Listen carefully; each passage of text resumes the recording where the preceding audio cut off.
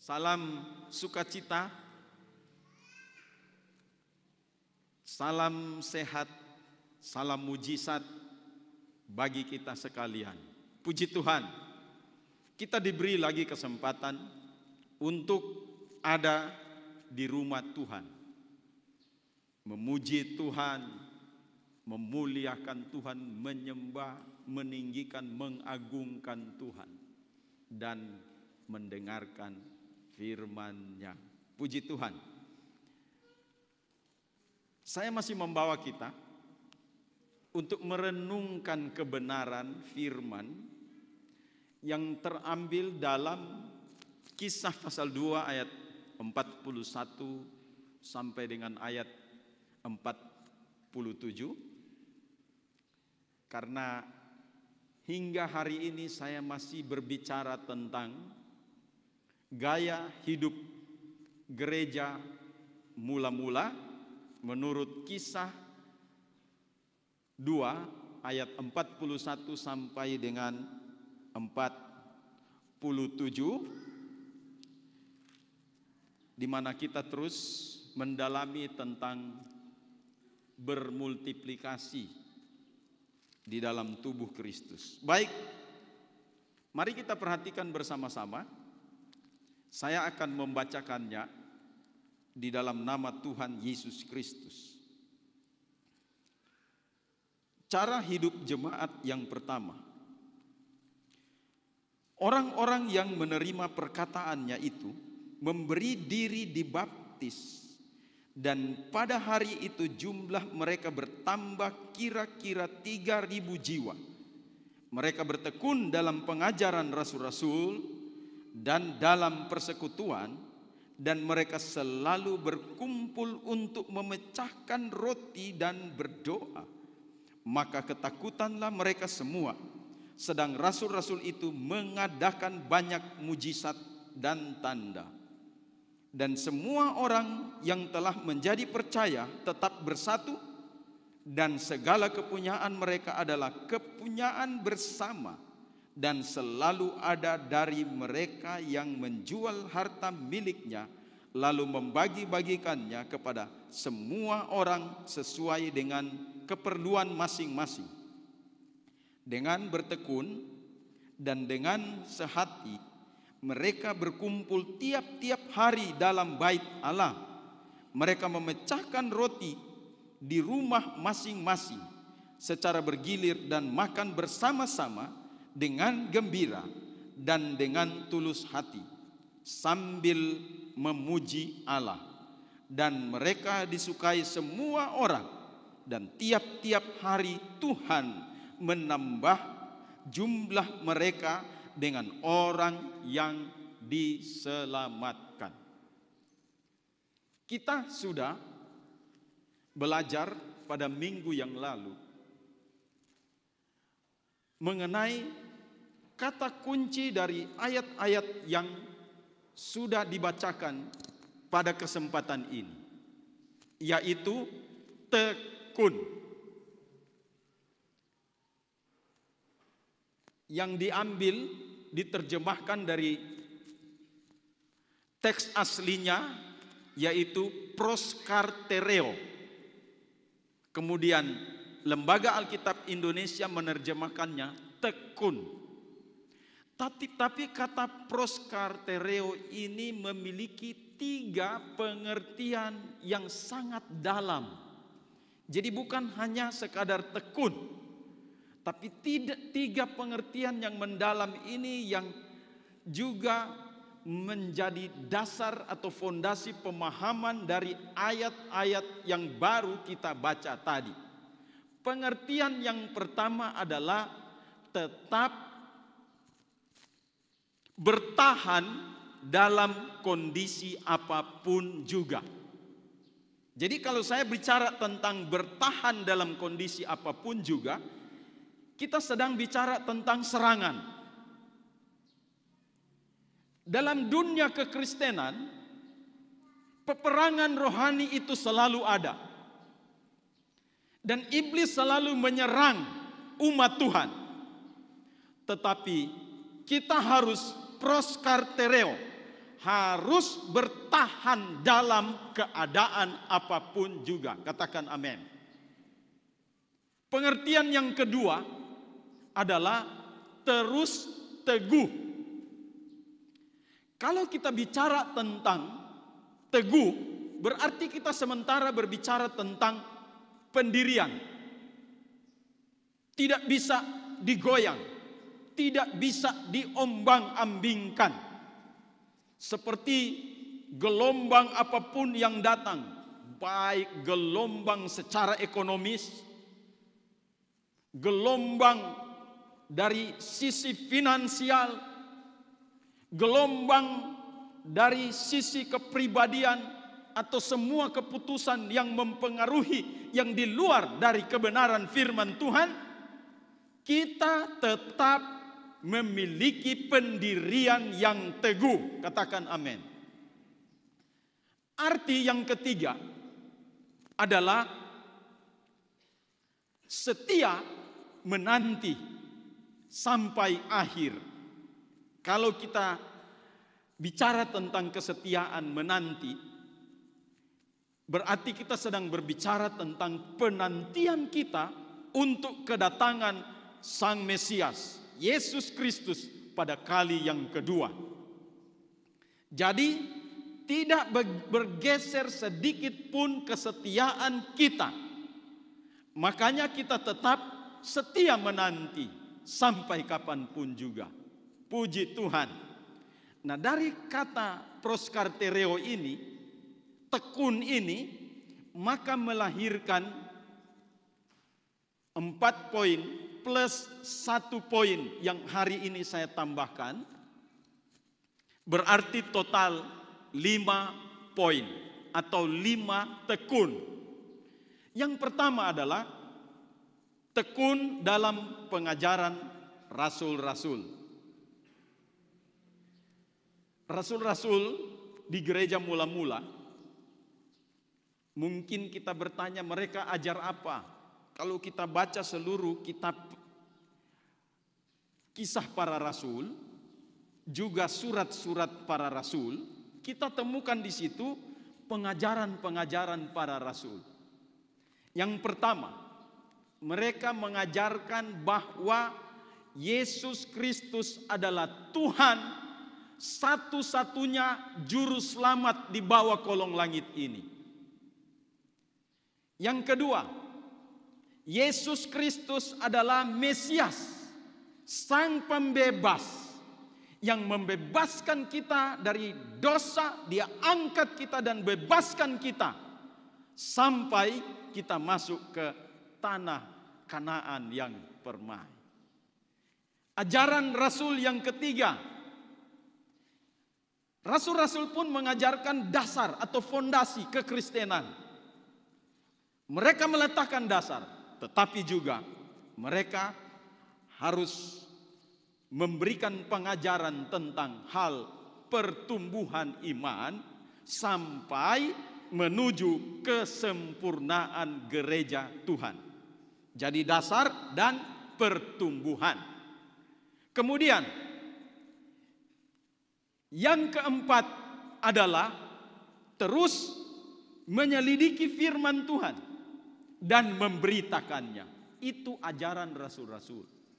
Jadi gereja mula-mula sudah terbiasa dengan pengajaran ini, 4 poin ini. Kemudian tekun yang kedua kita sudah pelajari. Satu kata, koinonia atau persekutuan. Jadi gereja mula-mula itu sudah terbiasa untuk tekun di dalam persekutuan.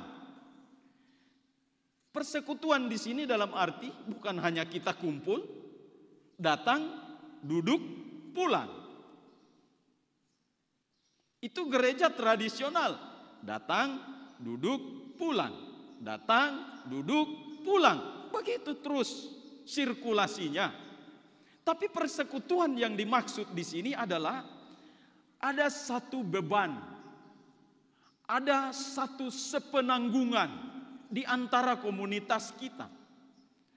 Ada saling perhatian satu dengan yang lain. Ada saling menopang. ada saling melengkapi seperti nyanyian tadi. Kita bertumbuh dan saling melengkapi di dalam satu persekutuan yang erat. Itu tekun yang kedua.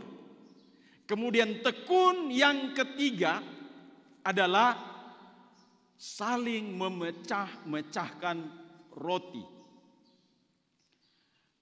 Memecah-mecahkan roti ini memiliki dua arti yang luas. Yang pertama adalah memecah roti itu berarti perjamuan suci. Kalau gereja mula-mula, mereka bergilir dari rumah ke rumah. Maklum, tidak sempat mendirikan gereja Yesus Kristus. Dalam kitab Kisah Para Rasul, gereja mula-mula tempat mereka berkumpul di mana? Di Serambi Salomo. Karena bait suci itu adalah milik agama Yahudi. Jadi gereja mula-mula tidak sempat mendirikan bangunan gereja. Mungkin namanya gereja Mesianik atau gereja Yesus Kristus. Karena mereka tertolak. Dan kesempatan mereka itu berkumpul di Serambi Salomo. Tapi untuk memecah-mecahkan roti bergilir dari rumah ke rumah. Tidak ada gedung gereja, kasihan gereja mula-mula. Kita bersyukur hari ini kita ada di gedung gereja yang luar biasa. Ada tempat untuk berkumpul memecah-mecahkan roti. Dan juga kita bisa melakukannya secara komunitas, secara kelompok, di rumah. Dan dalam persekutuan doa yang kecil kita saling membagi-bagikan roti.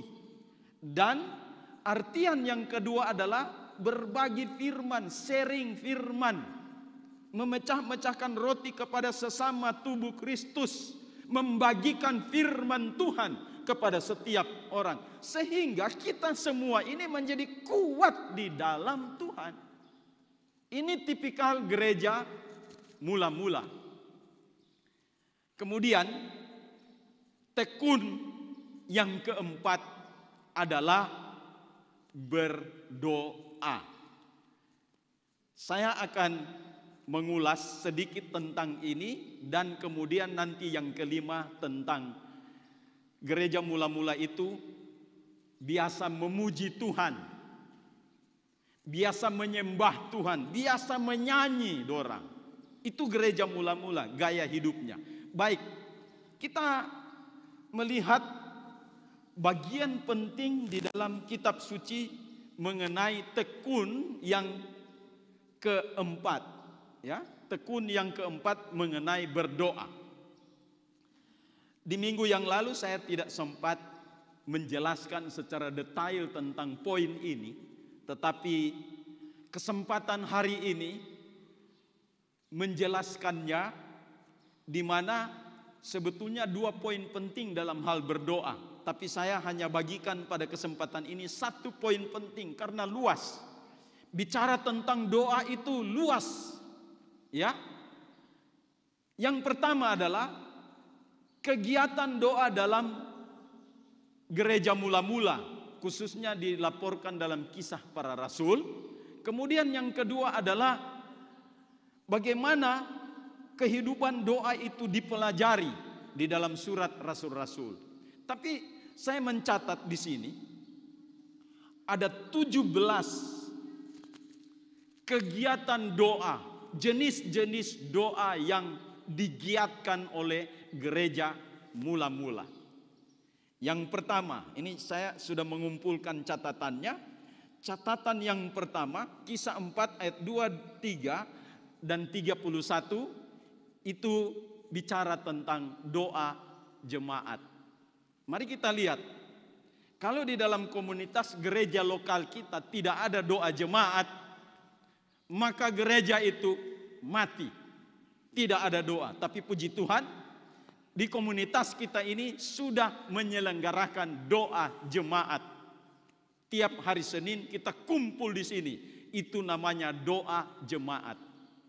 Kemudian catatan saya yang kedua adalah Kisah 6 ayat 6 dan pasal 14 ayat 23. Ini bicara tentang doa pentahbisan para diaken dan penatua-penatua di setiap kota. Diaken yang pertama kita tahu, ya. Kemudian pada pasal yang ke-14 itu penatua kota, ya, di Antioquia dan beberapa kota yang lainnya. Itu ditabiskan dan didoakan. Kita juga terbiasa untuk hal ini. Ya, berarti kalau kita mau aplikasikan di gereja kita dalam komunitas gereja lokal, berarti ya sudah lewat, sudah dilaksanakan. Catatan yang ketiga adalah Kisah 7 ayat 59 sampai dengan 60. Ini yang disebut dengan doa Stefanus. Doa Stefanus ini menyangkut pribadi kita secara orang Kristen. Tidak terikat dengan komunitas gereja lokal. Tapi ini muncul lahir dari pribadi kita, personal kita sebagai orang Kristen. Apa itu doa Stefanus? Doa Stefanus adalah doa pada saat ia mengalami penganiayaan yang berat karena Kristus. Bukan curi ayam, bukan menipu, bukan korupsi, lantas dia dirajam. Tidak. Tapi Stefanus dianiaya karena Kristus. Tapi waktu dia mengalami penganiayaan, luar biasa doanya. Membuat saya membaca ini terkagum-kagum dengan seorang pribadi Kristen yang bernama Stefanus. Ia pun langsung menadahkan tangan, menengadah ke langit. Dan apa dia lihat itu? Sorga terbuka. Ini batu lagi sementara berdatangan di kepala, ya, di badan, di bagian dada, dimanapun seluruh tubuh penuh dengan batu-batu yang dirajam. Tapi waktu Stefanus mengalami hal ini, justru dia berdoa. Pada saat dia berdoa, pintu surga terbuka. Kemudian dia katakan begini, Tuhan, ke dalam tangan-Mu kuserahkan nyawaku. Kemudian ada kalimat yang terakhir yang menggugah hati kita semua orang Kristen untuk melihat doa Stefanus. Apa itu? Jangan tanggungkan kesalahan ini kepada mereka, Tuhan. Ampunilah mereka, sebab mereka tidak tahu apa yang mereka kerjakan. Luar biasa. Adakah kita mengembangkan doa ini dalam pribadi kita? Tidak usah dirajam Bapak Ibu Saudara sekalian. Dicerita jelek saja. Yang itu tidak membutuhkan batu datang di kepala, tapi itu langsung menusuk di dalam hati kita. Ya, difitnah, dicerita jelek, macam-macam perkataan, tudingan dan lain sebagainya. Itu datang bertubi-tubi dalam hidup kita. Fitnah itu artinya kita tidak melakukan itu, tapi dituding melakukan itu. Ya beda kalau kita melakukan kemudian dikasih tahu, ya bertobat, no. Tapi ini tidak. Kita tidak melakukan apa-apa, tapi berbagai macam tudingan. Stefanus tidak membalas tudingan itu, tapi dia berdoa untuk orang-orang itu. Adakah kita? Adakah dijumpai Kristen yang seperti ini di gereja masa kini? Atau sudah tidak dibicara secara langsung dari orang per orang? Cuitan di Facebook, di media sosial, dia begini, bukan main. Balasannya apa? Ya, dia balas 1000 kali lipat, dia punya pembalasan yang kejam. Ya, Tetapi adakah kita menjadi orang Kristen yang pada saat di ngomong begitu, kita bilang begini, Tuhan ampunilah kesalahan mereka, sebab mereka tidak tahu apa yang mereka tulis di media ini. Amin? Kurang amennya, karena ini pengalaman nyata di seluruh dunia. Ya, jarang saya temukan dan membaca di media sosial. Saya ini orang yang cuma aktif membuka, tapi tidak bisa, ya paling saja cuma kalau bagus itu saya tanda jempol, ya.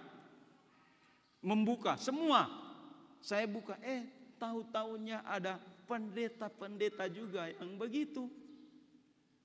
Di bicara ini balasnya bukan main, tapi Bapak Ibu Saudara sekalian, saya mau instruksikan kepada kita semua, tidak boleh ikut cara-cara yang seperti ini. Katakan amin. Nanti saya senang jika membuka nanti ada waktu kita dikatakan ini itu, kita membalas begini, Bapa ampunilah mereka sebab mereka tidak tahu apa yang mereka lakukan. Wah, saya mau buka itu, senang ya, luar biasa.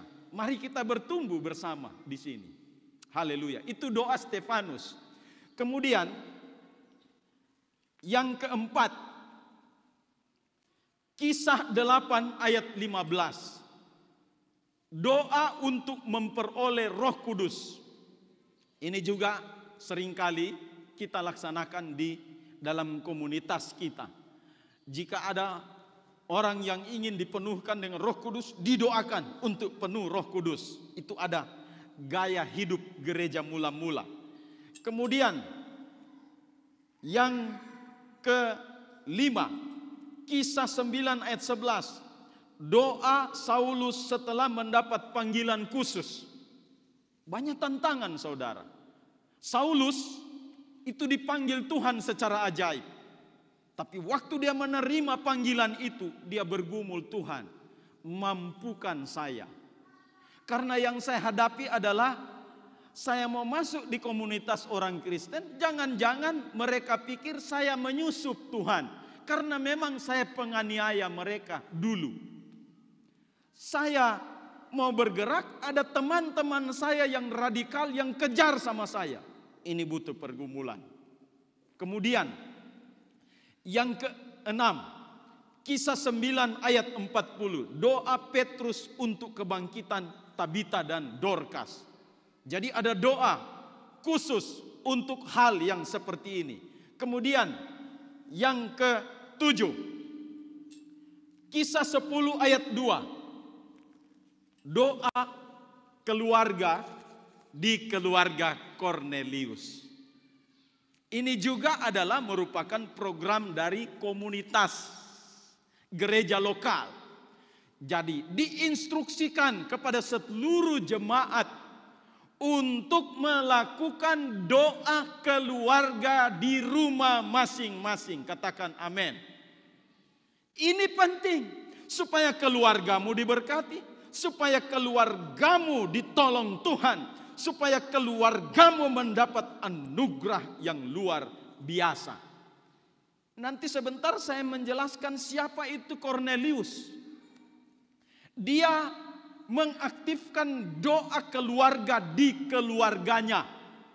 Sebaiknya kita kalau mau pilih jam doa, selalu saya katakan, pilih saja sebelum tidur. Panggil keluargamu, berdoa dan baca Alkitab. Bangun tidur, panggil keluargamu, berdoa dan baca Alkitab. Ini doa keluarga.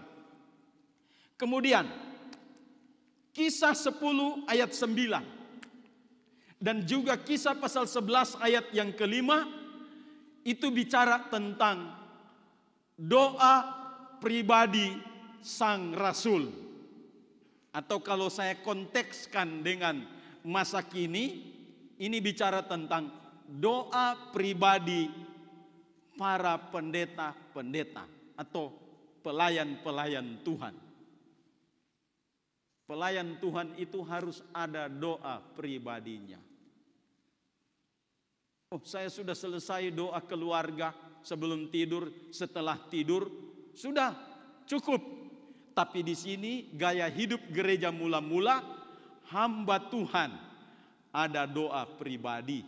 Kalau saudara baca di dalam Kisah 10 ayat 9 dan pasal 11 ayat 5 itu, Petrus mengambil doa pribadinya. Nah, ini salah satu yang dicatat, data yang saya ambil dalam kitab suci. Ya, dia berdoa jam 12 siang. Ini baru mau makan siang ini dia, jam makan siang ini dia ambil berdoa. Saya kurang tahu dia makan dulu atau habis doa baru dia makan. Nanti kita rame-rame tanya kalau sudah di sorga ketemu dengan Petrus. Petrus, doamu waktu jam 12 itu sebelum makan atau sesudah makan? Nanti kita tanya di sana. Tapi yang jelas bahwa dia memiliki doa pribadi, jam doanya ada. Yang lucu, yang aneh saat ini, dengarkan semua hamba-hamba Tuhan yang menonton live streaming dan YouTube ini. Jika engkau tidak melakukan doa pribadi setiap hari, maka kependetaanmu dan kehambaanmu diragukan. Katakan amin. Hamba Tuhan harus punya doa pribadi. Haleluya. Yang ke-9, Kisah 10 ayat 30. Mungkin jemaat mengatakan, ya, kami lolos dari tuduhan itu. Tunggu dulu. Mari kita sampai pada Kisah 10 ayat yang ke-30. Apa itu? Doa pribadi seorang perwira aktif yang bernama Kornelius tadi. Jadi Kornelius itu adalah seorang perwira aktif, belum pensiun, masih aktif, bekerja menjalankan tugasnya untuk mengemban tugas di pemerintahan Kekaisaran Romawi. Seorang perwira yang bernama Kornelius, dia juga melakukan doa pribadi. Mungkin ada yang mau tanya, Kornelius itu pangkat apa ya? Karena dia perwira. Mau kapten, mau letnan, atau mau kolonel, nanti jo tanya di sorga. Ya, yang jelas ini adalah seorang perwira aktif. Jam berapa dia punya jam doa? Jam 3 sore. Luar biasa. Perwira aktif yang sibuk mengatur semua keamanan di kekuasaan kerajaan Romawi, masih menyempatkan diri ada doa pribadi. Jam 3 sore dia berdoa. Jadi saya juga mau katakan, umat Tuhan yang tidak ada doa pribadi, maka ini pertanyaan besar. Jangan menuntut banyak kepada Tuhan kalau kita tidak melakukan banyak juga kepada Tuhan. Nanti Tuhan saya begini, minta ini, saya mau begini Tuhan. Nanti Tuhan bilang, terlalu banyak ngana minta, ngana bikin pak kita apa? Ini biasa, ya. Ini timbal baliknya. Jadi ini gaya hidup gereja mula-mula. Saya bagikan kepada kita sekalian, terserah apa terjemahan kita, ya. Kemudian poin yang ke-10, Kisah 12 ayat 12. Persekutuan doa jemaat mula-mula. Ya, persekutuan doa. Ya. Nanti setelah pandemi baru kita mulai lagi persekutuan doa dari rumah ke rumah. Itu penting sekali. Kemudian yang ke-11, berdoa dan berpuasa sebelum menjalankan misi amanat agung. Ini bulan November nanti kami berencana untuk pergi lagi melakukan misi amanat agung ke Wana. Jadi mau berdoa dan berpuasa supaya terjadi lawatan Tuhan yang luar biasa. Kemudian yang berikut, Kisah 16 ayat 25. Doa, pujian, dan ucapan syukur pada waktu susah. Nah, ini sama peristiwanya dengan Stefanus tadi. Stefanus berdoa. Ini kejadian yang dialami oleh Rasul Paulus dan Silas. Nanti sebentar mengulas secara detail tentang hal itu. Tetapi ini yang terjadi pada gereja mula-mula.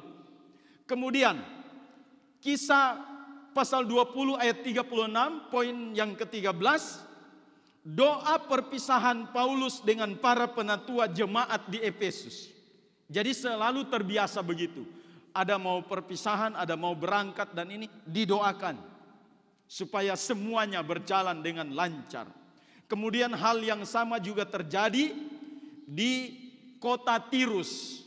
Pada poin yang ke-14, Kisah 21 ayat 5 dan 6, doa perpisahan Paulus dengan tim dan para murid dan anggota keluarga mereka di Tirus. Jadi mereka juga doa bersama di situ. Kemudian poin yang ke-15, Kisah 22 ayat yang ke-17, doa Paulus di bait Allah. Jadi Paulus juga sering datang ke bait Allah untuk berdoa. Kemudian di Kisah pasal 26 ayat 29. Nah, ini mari kita kembangkan ini kebiasaan atau gaya hidup dari gereja mula-mula, di mana doa di sini disebut doa, saya sebutkan doa misioner. Apa yang terjadi pada saat itu di Kisah pasal 28 ayat yang ke-8? Nah, kita temukan ya, maksud saya Kisah 26 ayat yang ke-29. Ini peristiwanya di mana Paulus sudah dinyatakan tersangka oleh pihak Mahkamah Agama Yahudi. Jadi dia mendapatkan tuduhan penistaan tentang nama Allah. Karena orang Yahudi pada saat itu masih menganggap bahwa Yesus Kristus itu hanya nabi. Tetapi Paulus memberitakan di mana-mana. Sebenarnya Paulus ini memiliki ideologi yang pertama seperti ini. Itu sebabnya dia menganiaya orang Kristen pada saat itu. Tapi waktu dia bertobat, dia mengajarkan sesuatu yang berbeda. Karena Paulus mengajarkan Yesus bukan hanya nabi, tetapi Yesus Kristus itu adalah Tuhan dan Juru Selamat. Dia adalah Mesias, pembebas manusia. Karena beritanya yang sudah disampaikan di mana-mana, di Antioquia, di provinsi Galatia, di tanah Galatia, di Troas, di Neapolis, di Filipi, di lembah Tesalonikum, di kota Korintus, di kota Efesus, dan seluruh kota-kota di Asia. Ia mengajarkan bahwa Yesus Kristus Tuhan, dan ia juga penyelamat manusia. Dia Mesias, pembebas bangsa-bangsa. Dia dituduh masuk ke ranah hukum di pengadilan agama Yahudi. Tapi waktu itu dia menggunakan hak istimewanya, karena Paulus juga rupanya dia memegang dua kewarganegaraan. Yang satu, dia adalah orang Yahudi tulen. Tapi yang kedua, dia adalah warga negara Roma. Karena seorang warga negara Roma berhak untuk naik banding kepada kaisar. Paulus bilang begini, aku naik banding kepada kaisar. Nah, dalam perjalanan naik banding Rasul Paulus, inilah ia bertemu dengan pejabat-pejabat Romawi. Termasuk Felix, termasuk Festus, dan dia harus berhadapan dengan raja orang Yahudi yang bernama Raja Agripa. Ya. Jadi waktu Agripa datang di sidang pengadilan pada masa naik bandingnya itu, Raja Agripa ini ingin mendengarkan langsung apa sebenarnya Paulus. Kenapa dia diadili? Apa sebenarnya? Wah, kesempatan. Rasul Paulus menceritakan tentang Yesus Kristus yang adalah Tuhan dan Juru Selamat di sidang pengadilan itu. Semua terkagum-kagum. Dia tidak mengadakan pembelaan dengan kasihan dirinya, tapi terus dia beritakan Yesus yang adalah Tuhan dan Juru Selamat kepada semua peserta pengadilan di tempat itu. Termasuk Raja Agripa dia ajak. Nah, ada kata-kata Raja Agripa di sini yang saya kemudian lihat ya. Saya ingin kita melihat itu dan saya membacanya di dalam ayat yang ke-24, Kisah pasal 26, mulai ya. Nanti kita akan lihat bagaimana Rasul Paulus ini berdoa dengan doa misionernya, ya.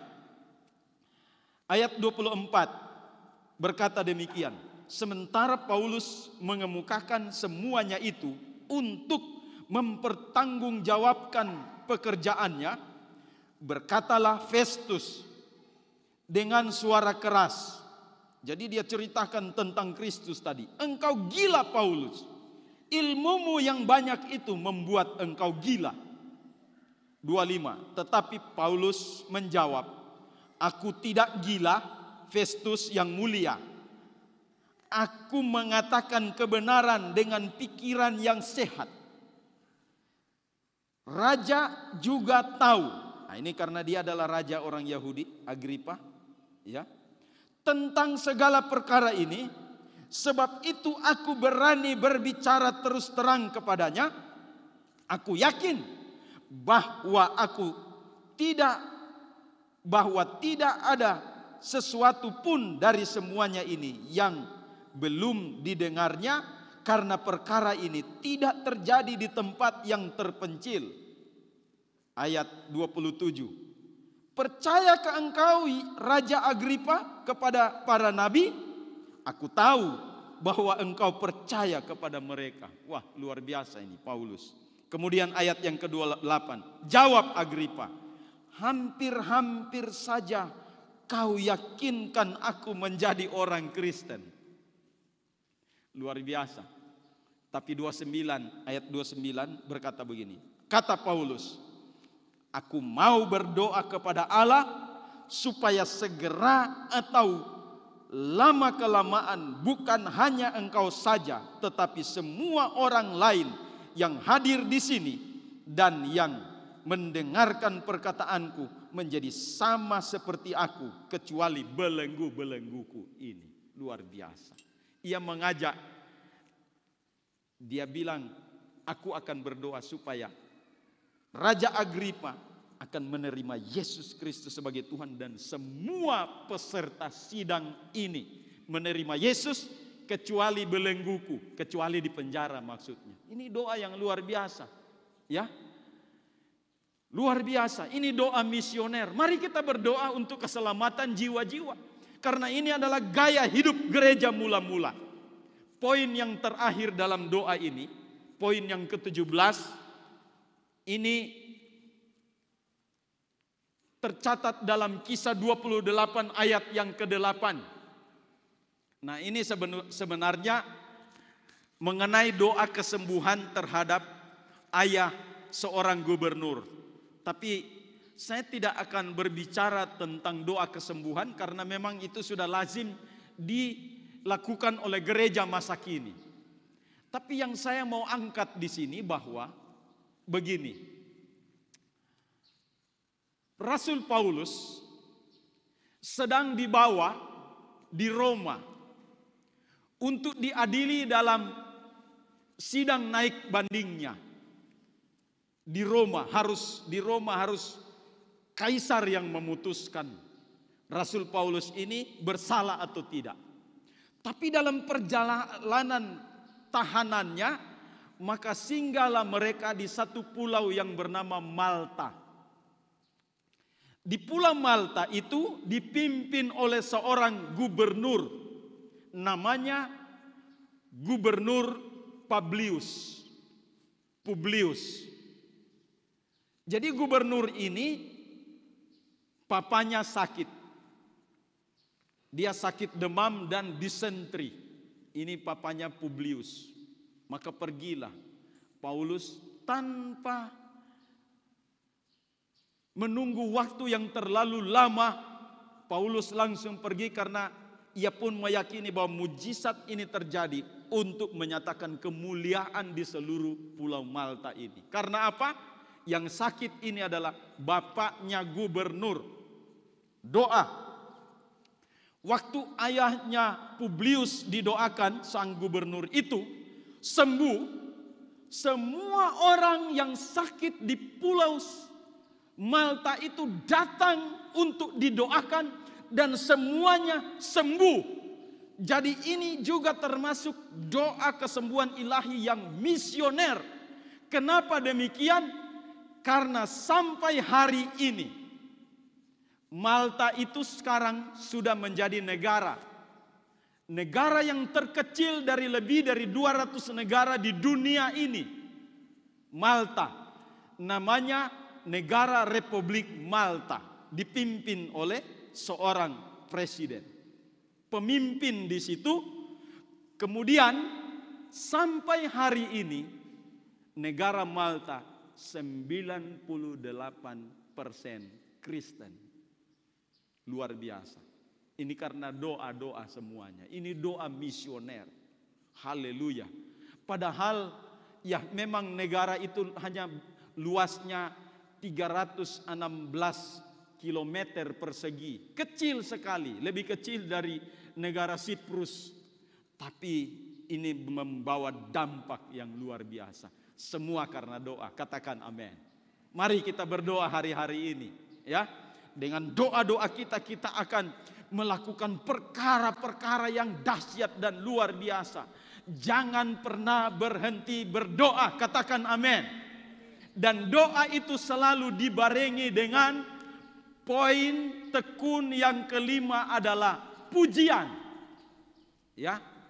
Dalam bahasa aslinya dikatakan aineo atau pujian, atau juga disebut humneo atau nyanyian, atau juga disebut proskuneo atau penyembahan. Ya. Jadi gereja mula-mula itu sudah terbiasa dengan berdoa, dengan memuji, menyembah dan menyanyikan nyanyian-nyanyian kemenangan. Berharap ketika saudara ada di sini bukan hanya sekadar menyanyi, tapi nyanyian yang kita nyanyikan itu adalah luapan pujian kepada Tuhan, ucapan syukur kepada namanya. Haleluya. Kenapa kita harus menyanyi? Kisah 3 ayat 8 dan 9. Saya tidak membacanya, tapi peristiwa ini adalah waktu Petrus berdoa kepada orang lumpuh, dan orang lumpuh itu berjalan, dan ini adalah mujizat kesembuhan pertama yang terjadi pada gereja mula-mula.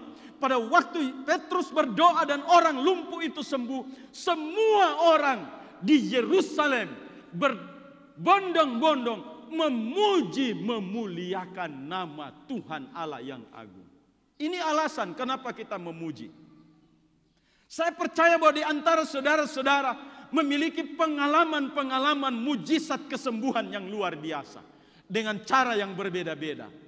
Saya pernah sakit amandel, divonis dokter untuk dikeluarkan, tapi hanya dengan doa sakit itu sembuh sampai hari ini tanpa jamahan apapun juga. Saya hari ini sembuh dengan penyakit amandel karena kemurahan Tuhan. Karena itu saya harus memuji Tuhan. Haleluya.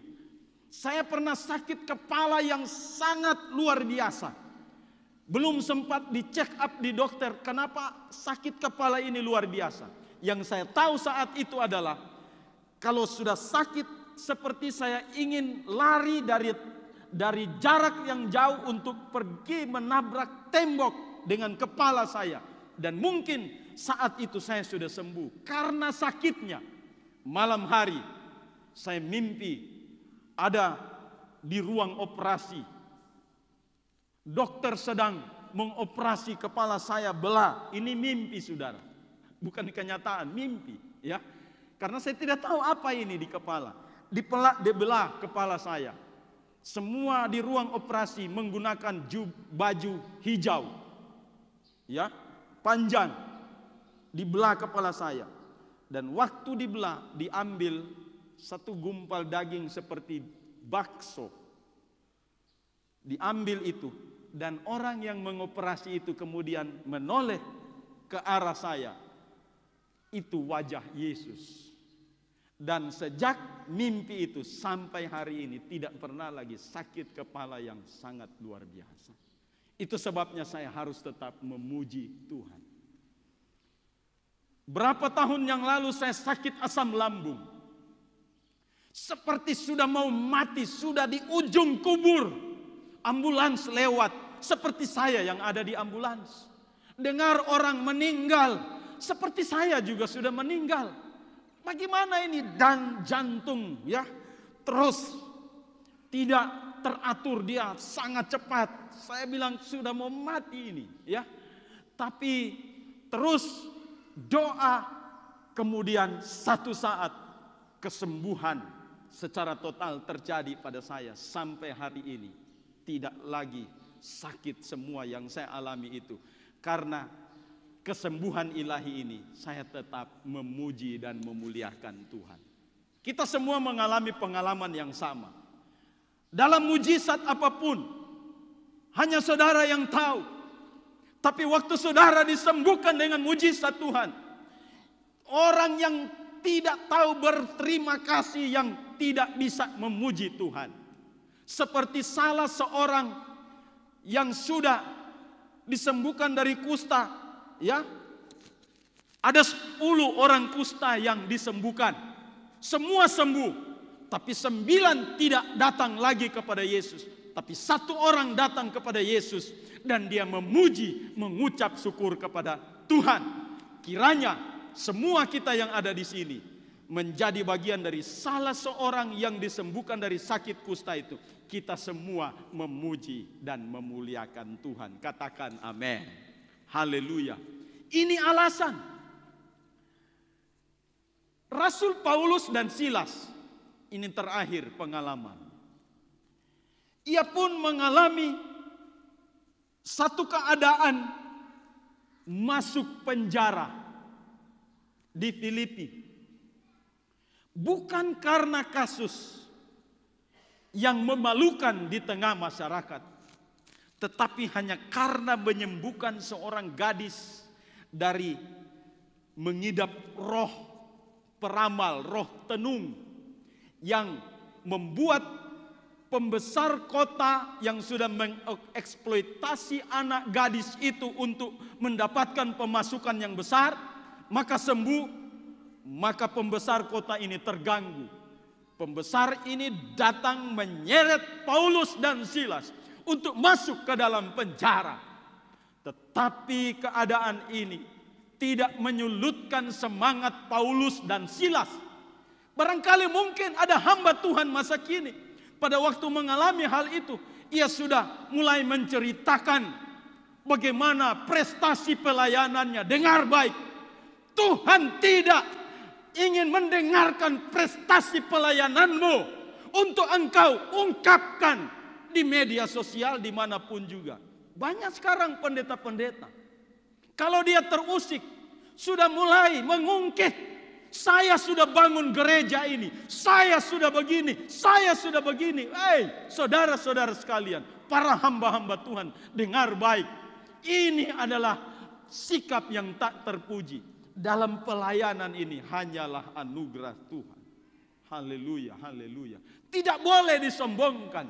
Rasul Paulus sebenarnya dia bisa menyombongkan, Tuhan, waktu saya di Pulau Siprus, saya mentobatkan seorang gubernur yang bernama Sergius Paulus.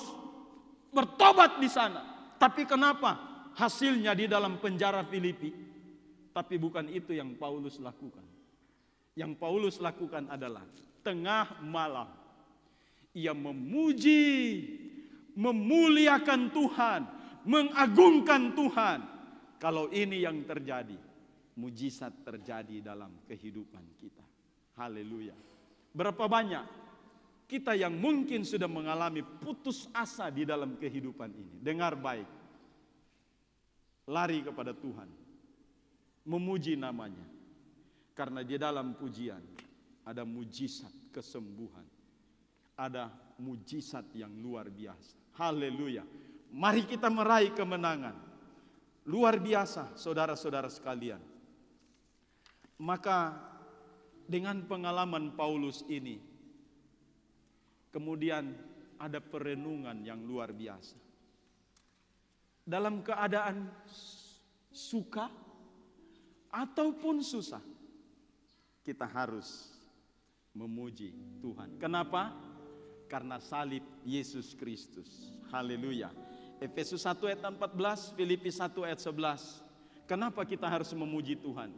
Karena salib Yesus Kristus. Saya mau kasih bagi sesuatu kepada kita semua. Kalau persoalanmu tidak lebih dahsyat, tidak lebih siksa dari apa yang dialami oleh Yesus pada waktu curahan darahnya di Golgota, jangan pernah mengeluh. Tapi kalau siksamu, persoalanmu lebih dari apa yang Yesus alami, ya mungkin bisa saja. Tapi kalau persoalan kita tidak melebihi dari pengorbanan Yesus di kayu salib, jangan pernah mengeluh. Yang keluar dari sini hanyalah memuji menyembah Tuhan karena curahan darahnya. Haleluya, puji Tuhan.